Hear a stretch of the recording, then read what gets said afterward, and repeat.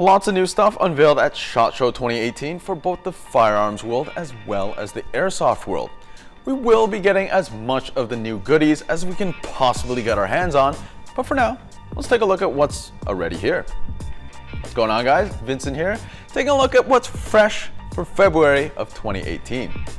Kicking it off with something I'm sure people will either love or hate is the ARP9 Black Orchid Edition.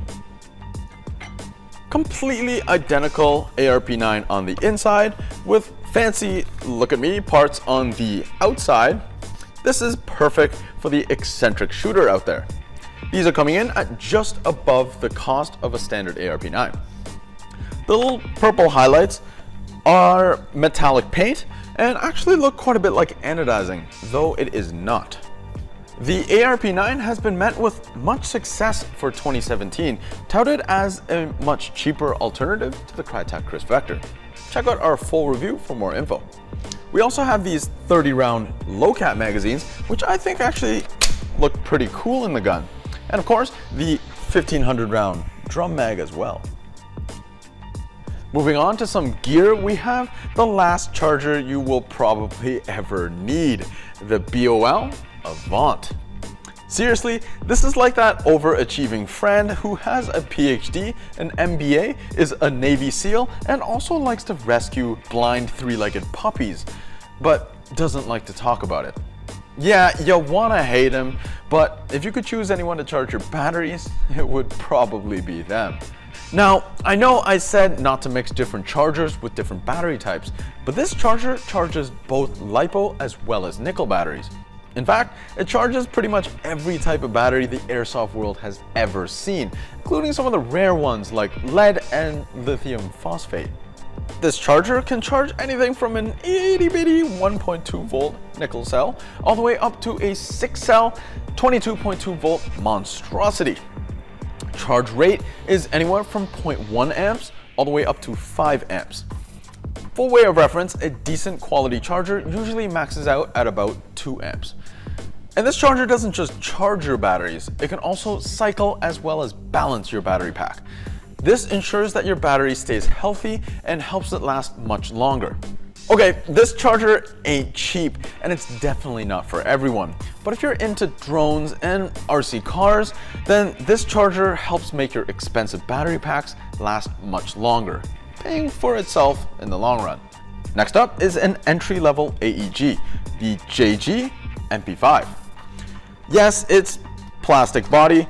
No, it's not 11.1 ready, and no, it's not gonna revolutionize the industry. But it's got my vote as one of the better starter guns that isn't an M4.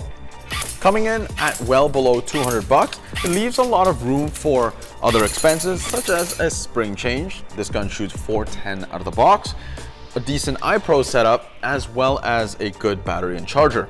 Speaking of the battery, I would definitely go with this full stock version as it can fit almost any type of battery inside.